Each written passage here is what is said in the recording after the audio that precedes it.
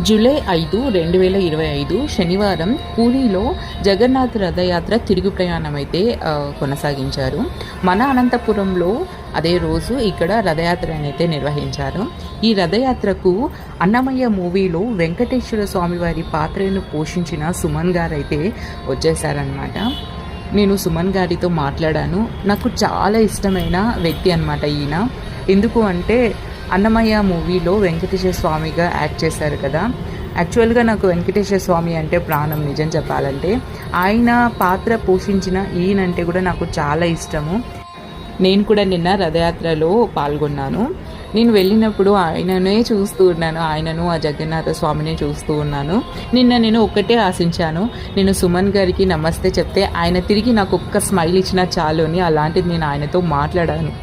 ఆయనతో మాట్లాడి ఆయనతో ఫోటో తీసుకొని ఆయన వీడియోస్ తీసుకున్న తర్వాత నా ఆనందానికి అయితే హద్దులు లేకుండా అయిపోయింది. నా మనసు అంతా హ్యాపీగా ఫీల్ అయింది.